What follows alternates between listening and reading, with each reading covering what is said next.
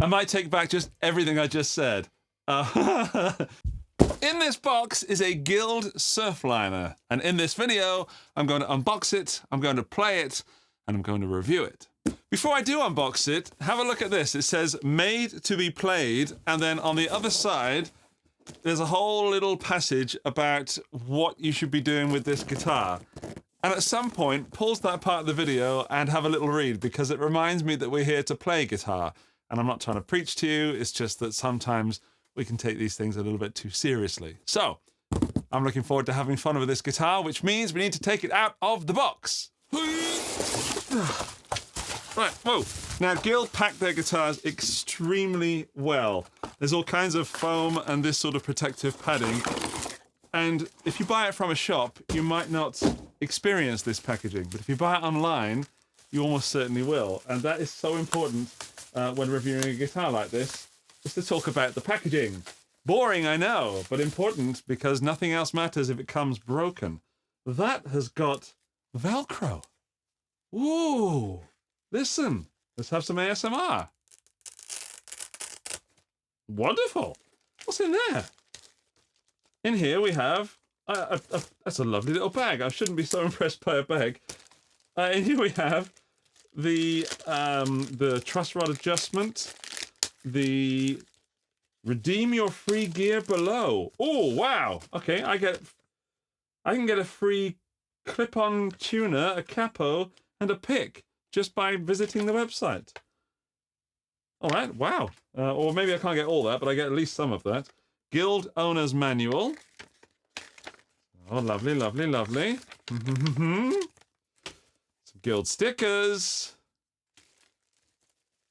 And I already got some picks. Yeah, baby.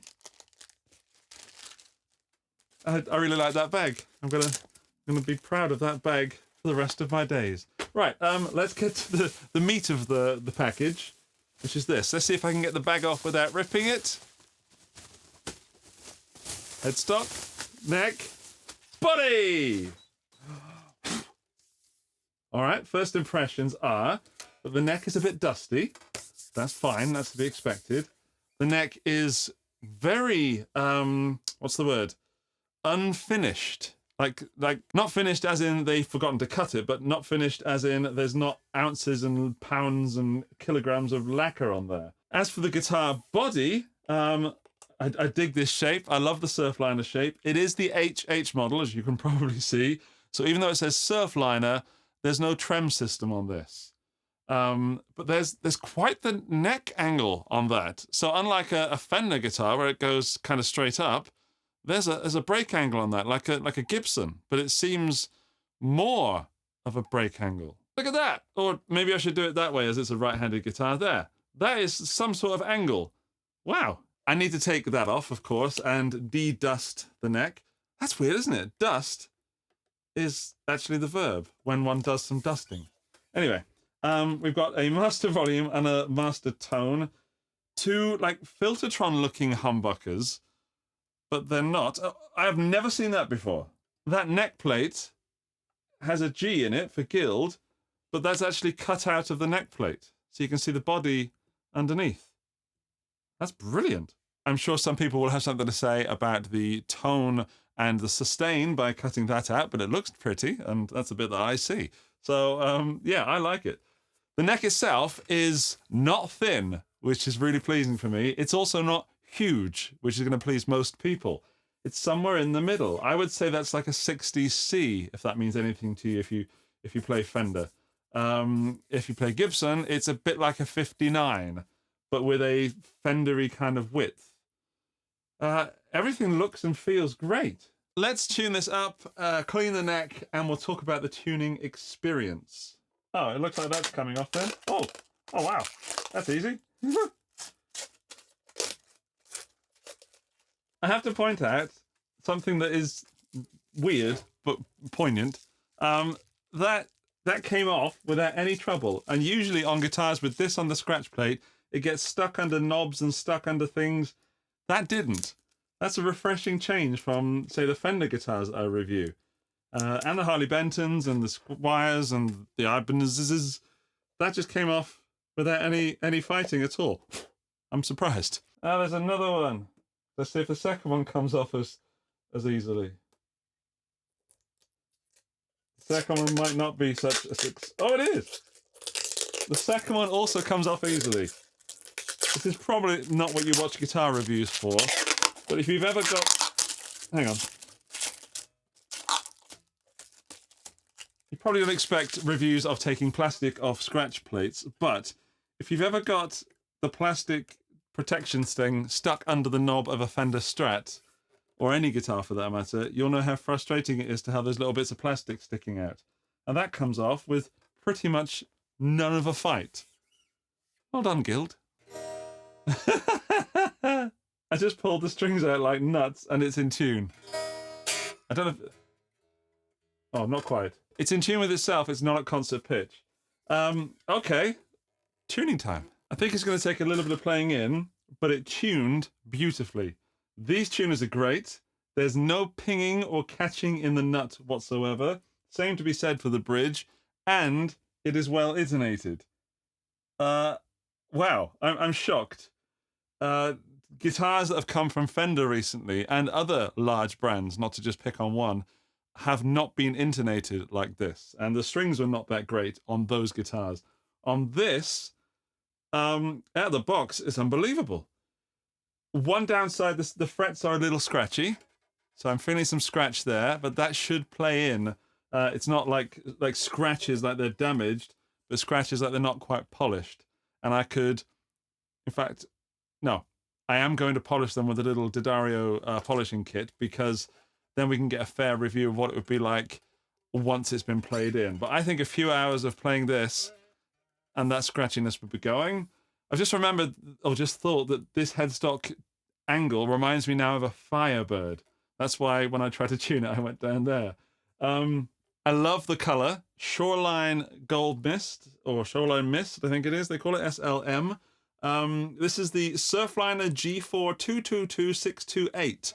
It's made in Indonesia. And I guess one of the big parts of this is it's going out for just over €300, which puts it in sort of Squier territory, Harley Benton territory.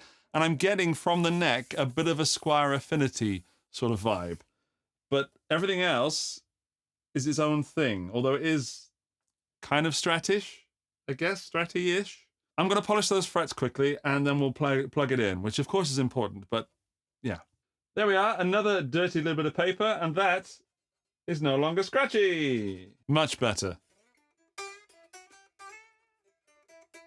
Probably even better if I turn the amp on. And still in tune. I am amazed at this guitar's tuning stability. Action is good. Everything feels great. It's quite light. We'll weigh it in a little bit. We'll also take a look inside there in a little bit. Oh, and before I get to the sounds, the switching. These switches turn the pickups on and off. It's that simple.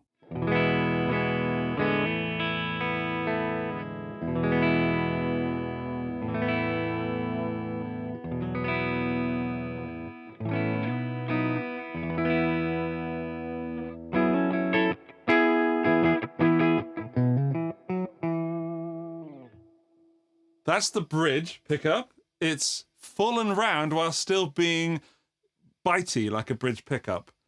I'm curious about what the neck pickup's going to sound like.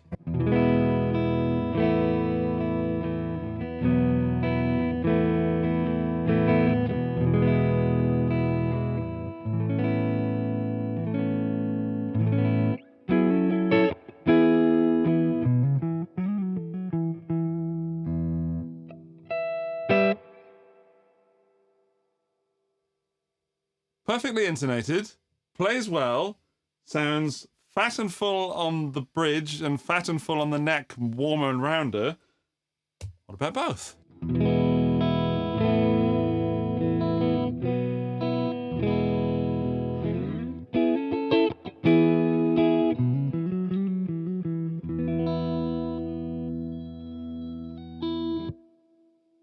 What a great sounding guitar. Now, because it's a surf liner, I wanted to put it through the surf of the Fender Deluxe Reverb, but because it's HH, humbucker, and no trem, I'm also going to put it through some distortions. So let's have a look at the pedals. On my board today, I've got the Canvas tuner from Walrus Audio. There's my dirty bits of paper. I've got the Overdrive from K-Line, which is unsurprisingly some sort of clonny thing, which I love. Blues Driver 50th anniversary from Boss, Big Muff Op Amp EHX Deep Freeze for creating some pads in a moment, and a D1 Mark 1 from Walrus Audio. So let's add some more reverb to that and give you a bit more clean.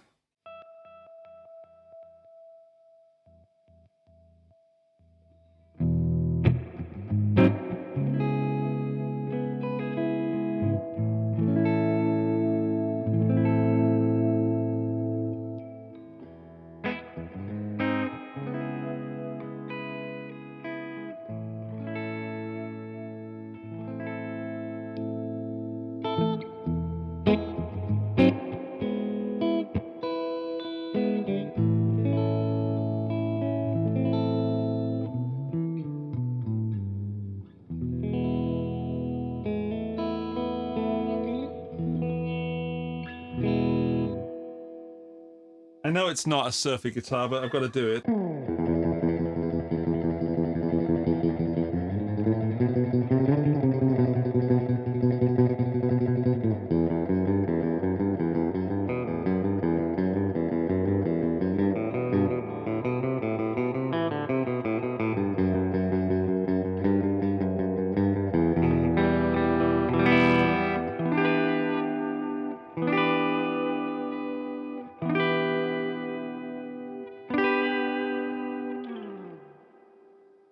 You can still get a bit of wobble out of the neck, but I wonder if you can coil split these. That would be an extra useful feature if you actually did want to do a tiny bit of surf on here.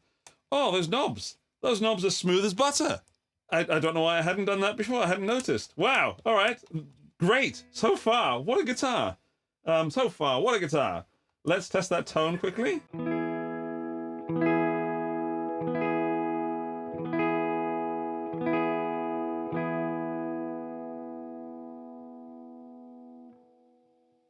Oh dear, indeed.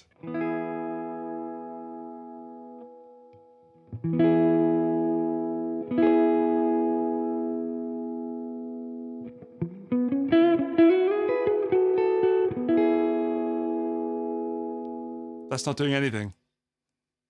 Okay, that appears to be faulty. That's what you sometimes get. Let me have a look at the back. Aha! Ha ha ha!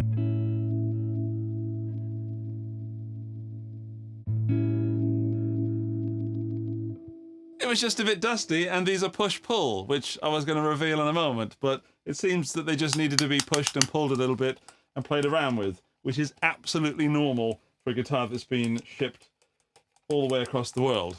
Right, okay. Try this again.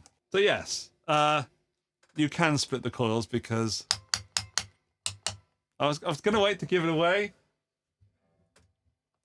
Tone knob.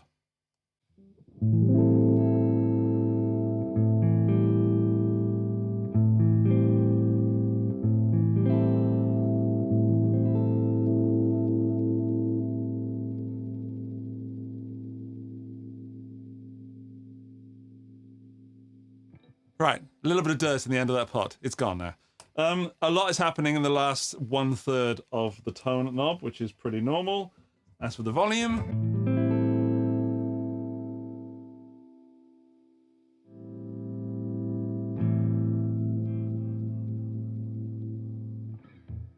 volume is more gradual. So tone is one of those ones where you know, almost nothing happens in the first half. Gives you more control over it, but then at the end you get less control. I would prefer something a bit more gradual in that as well. That's a personal preference. And as I've just given away, this push-pull on this, so we can split the coils.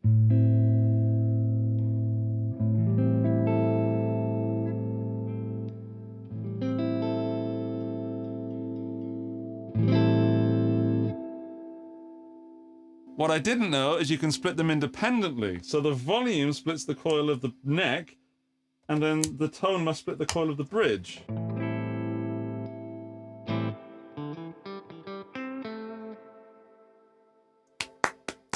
Well done, Guild. That was a pathetic clap. Sorry, I had a pick in my hand.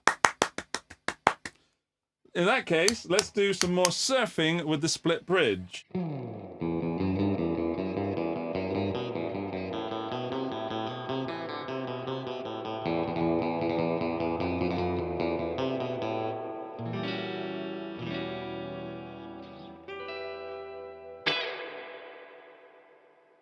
Now, split coils never quite get to a single coil tone, but it does thin it out a little bit.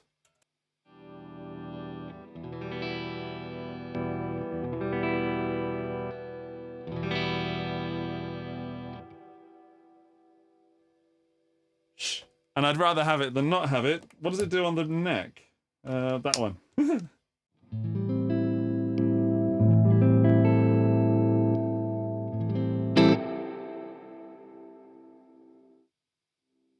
I like that a lot.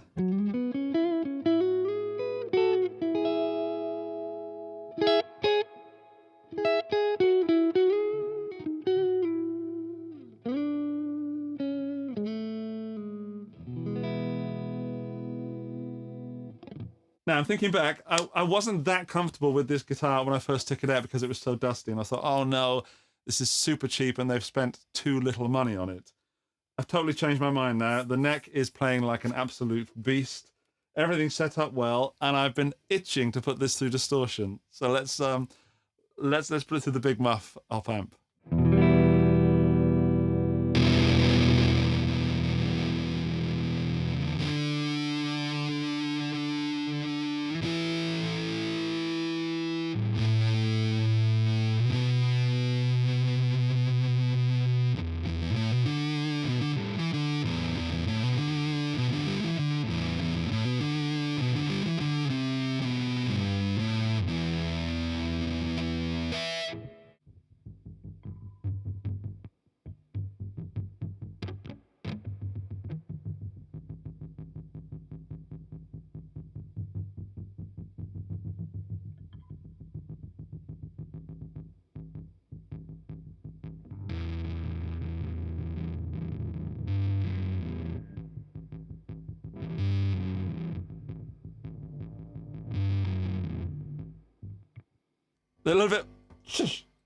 They're a little bit microphonic, but I like it. Like, if you want that kind of sound, that sounds great. If you don't, and you just want other stuff, that's not great.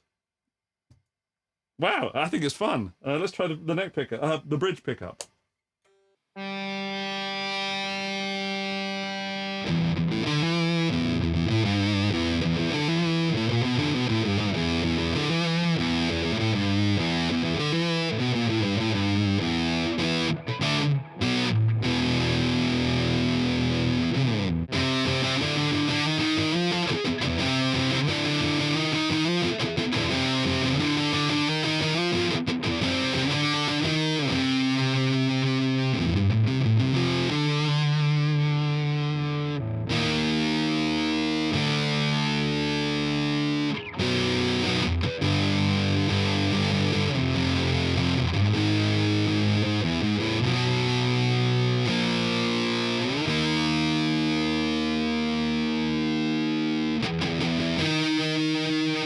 You can tell a lot about how a guitar reacts with fuzz and heavy distortion that isn't metal distortion, because it either does a clear job or does a fandangled, fluffy mess. And this is clear, and then on that neck, it's even still clear.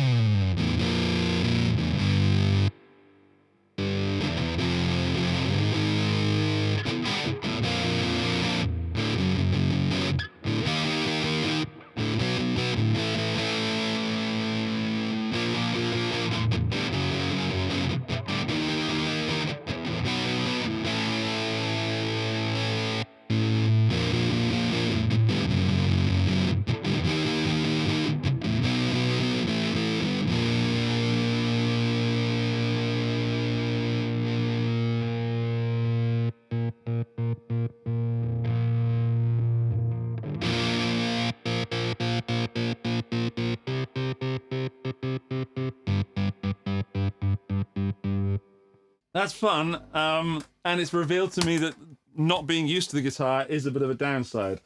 If you're going to be switching between pickups frequently, then maybe this isn't the guitar for you. But if you're just stuck to the sound that you want, and then you might occasionally flip over to the neck pickup or whatever, then you'll be all right. Apart from that, I got a little bit lost with the switching and trying to show you everything. That's a little bit on me. It's a little bit on the guitar. Let's share the responsibility on that one. Let's turn... Oh, that's off already. Let's do some bluesy stuff.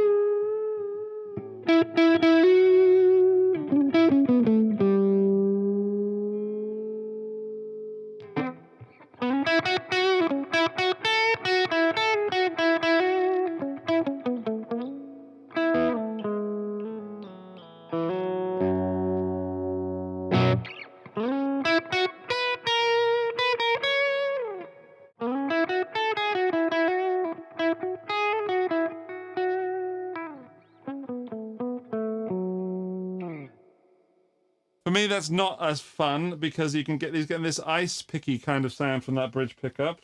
I might be able to knock it off with the tone.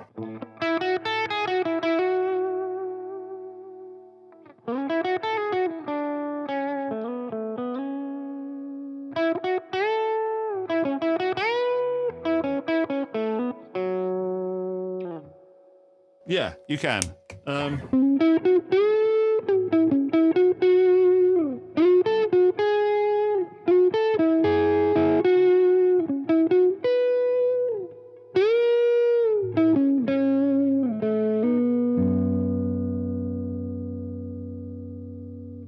I am not sure about that. Let's try the K-line overdrive.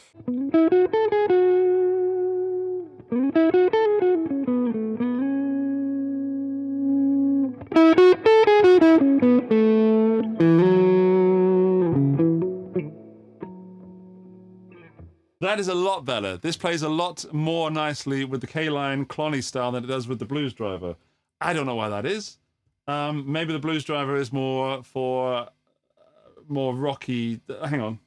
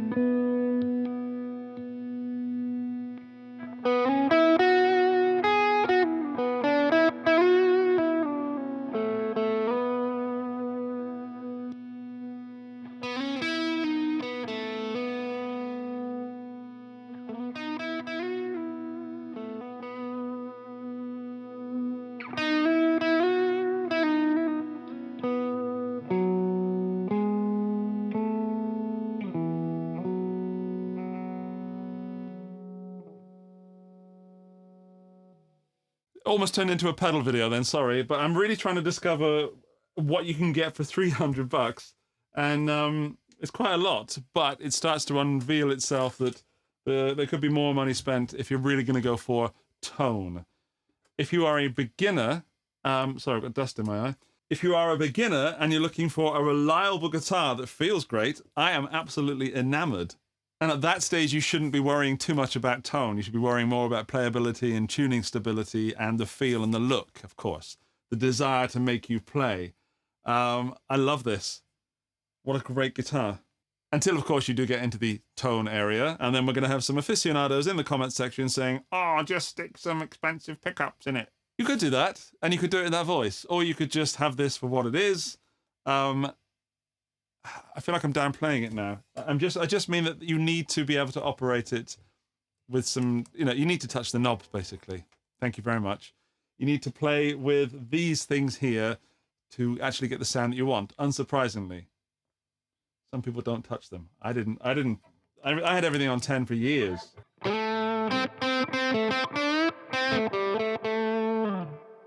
That sounds great.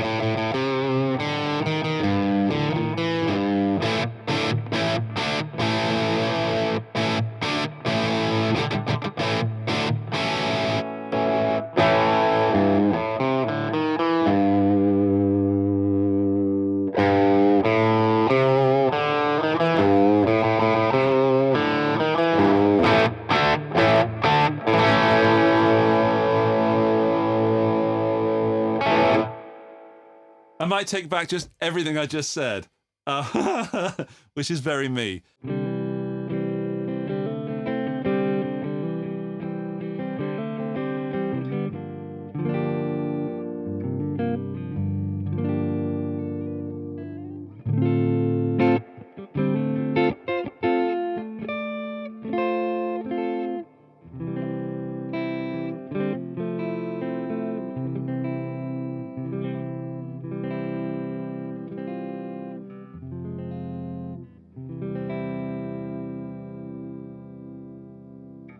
I'm convinced there's a lot of good sounds in this, either super clean or pretty distorted. Let's open it up and see what's inside. Well, I've already seen inside, but I want to see this bit as well. First of all, let's weigh this. So it goes on and it weighs just over 3 kilos. So 3.15 kilos, which in pounds is 6 pounds and 14 ounces. Very light indeed. Which is not a surprise at all because there's hardly any weight there, but you know it's there. It's not far too light. It doesn't feel cheap in any way. Let's crack it open. Get rid of those scales. In fact, let's look at the back panel first. Here's the cavity, which looks shielded. I'll test that in a moment.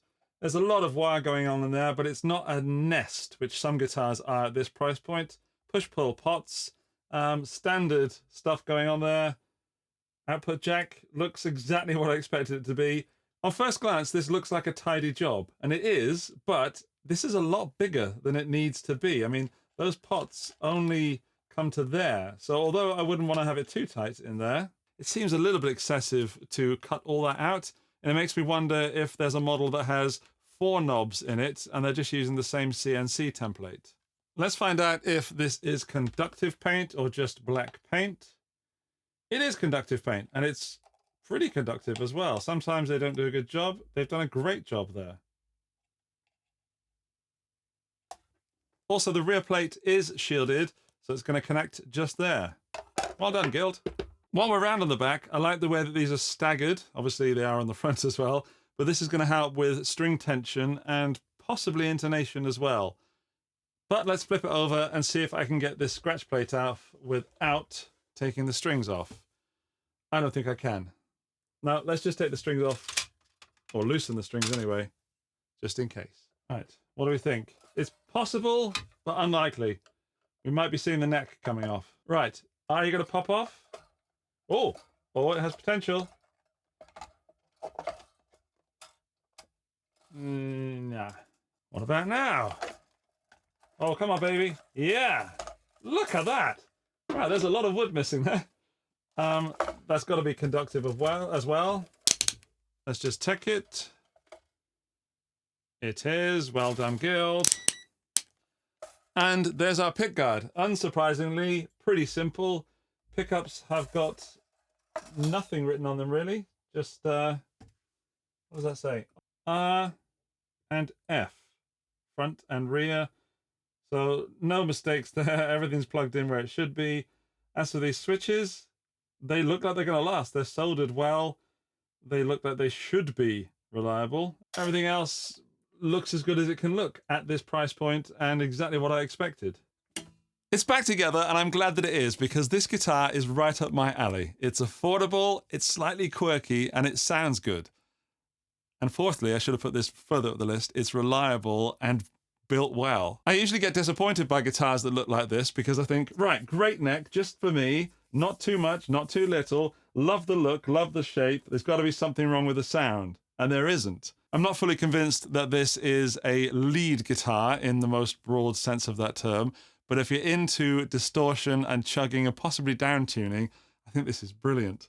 If you're a beginner to guitar, by the way, ignore everything I've just said. This is reliable and playable out of the box, and that's all you need to know. If you like the look of the guitar, then go for it. That being said, you might not like this color, so it is also available in a color that's called Canyon Dusk, which is dark purple to me and you. But I really dig this Shoreline Mist, and it looks kind of green, kind of gold, kind of silver, and kind of gray at the same time, which is weird.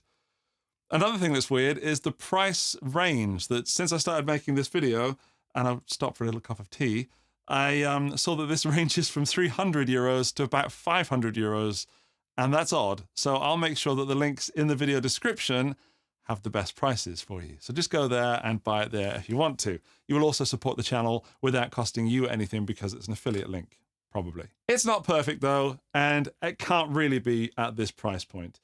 It reminds me kind of like a step between a Squier Affinity guitar and a Squier Classic Vibe. It's something in the middle of those two. It's built well where it counts, and it's got the right stuff where it counts, but there are some things that are not perfect. So he says, looking at the scarf joint, which isn't even a problem at this price point. The neck is great on this, but don't expect a finished neck. This is a almost bare neck that's going to shine up a little bit as you play it. But the finish, there's a finish crack somewhere. Where is it? There's a slight finish area just in between in the neck pocket. It's not a crack, and if it were a crack, it would just be a finish crack at this point. I swear it was bigger. What's happened to this guitar? It's fixed itself. Weird. However, I did notice there's a little bit of an indent on this headstock, and that's most probably because the guitar is quite soft. I noticed it also when I was taking the screws out of the back plate and the scratch plate. The screws going in, this poplar body, you wouldn't want to take them in and out a lot of times. But look, you can pull on it. There's nothing wrong with it. It's just doesn't feel as hard as other woods. Speaking of specs, you can check them out in the links below, but very basically, it's a Fender scale, 25.5 inch. So if you play Fender guitars, you will be very comfortable with this. It is Alnico II magnets in the humbuckers. We've got push-pull pots. It's a maple neck, poplar body, string through, which is staggered, and vintage-looking tuners, which tune extremely well. As for the neck, it's narrow jumbo frets with a composite nut, and weirdly about the frets, there's 23 of them, which I don't remember ever saying that in a video or even experiencing a 23 fret guitar. It's either 21, 22, or 24. This is 23. Adding it yet again to its quirky offsetness. Speaking of quirkiness, this has the longest strap buttons I've ever seen. They're like really long. So I don't think you have any trouble getting a strap on there, and I don't think a strap is going to come off either. But let's find out if it's neck heavy and put it on the strap and find out. That goes on the locking strap nicely, and there as well. Right, here it comes. My throat touched the microphone then. Bit of ASMR for you. No, not at all. I mean, it's moving slightly.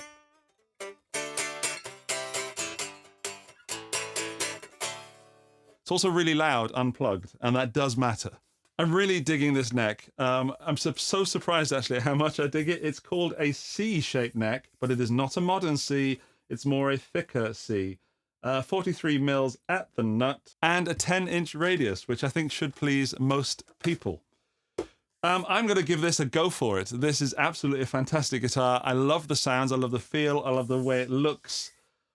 I would quite like a brighter color. I like the Shoreline Mist sort of look, but I would want one in, like, I think there's an orange one they do in the one with the trem. Maybe they do it in the HH as well, but I've only seen it in this and purple. So a bright one, maybe bright yellow, graffiti yellow would be absolutely phenomenal. It is a modding platform if we're going to go down that road, but if for modding purposes, you probably only need to change the pickups and the electronics. You don't need to change anything else. You don't need to change the pickups. It sounds fine. Switching system might not be everybody's cup of tea, but if you're into quirky stuff, you will relish that annoying stuff. It works for me, but don't forget where they are and what they do, otherwise you're going to be in trouble. Right, there are links to this in the video description and first comment. If you want one of these beautiful guitars, go and get one yourself. And to enter this month's giveaway, all you have to do is comment below the first song you would play on this guitar. Right, I'll see you in the next one. Bye-bye!